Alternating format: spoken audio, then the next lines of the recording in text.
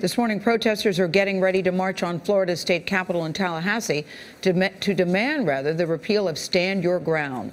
That law has come under scrutiny after the shooting deaths of Trayvon Martin and Jordan Davis. Mark Strassmann sat down with the mothers of those teenagers for their first TV interview together. Good morning, Gail, Nora, and Anthony. Both mothers will help lead today's protest, and they want repeal. But the state's legislature seems ready to give the law more ammunition. 9 years ago, Florida was the first of 26 states to pass a Stand Your Ground law. It allows someone in fear of his life to use deadly force to stop an attacker. But opponents say it's a license to kill.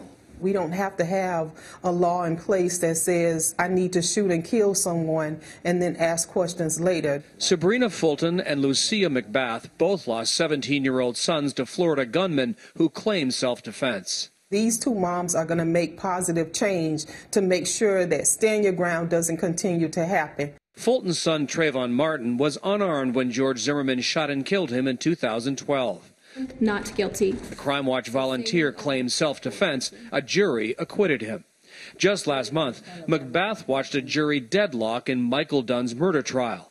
He claimed self-defense when he shot her unarmed son Jordan Davis during an argument over loud music. I thought, oh my gosh, Jordan is Trayvon.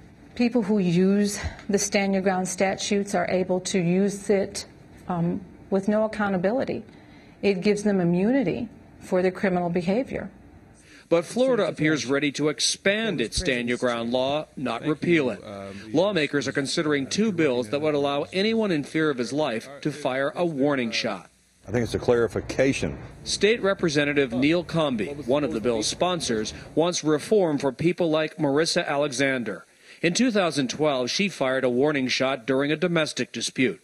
A court rejected her Stand Your Ground claim and sentenced her to 20 years under Florida's gun laws. It was never the intent to prosecute folks who fired a warning shot or displayed a weapon in a defensive manner to either 10 years or 20 years in a state prison. If you can fire the warning shot, then how is your life in imminent danger? I guess it's all about placement, whether you place it in the ground or in the air or in, between somebody's eyes. Florida lawmakers are now considering whether to expand the law to include warning shots. I think that's heinous. More lives are at risk. More people will shoot their guns and claim, well, I was just, it was just a warning shot. Someone who fires a warning shot would have to justify why in court. State Representative Comby told me he expects lawmakers to pass his bill, and he expects Florida's governor to sign it into law.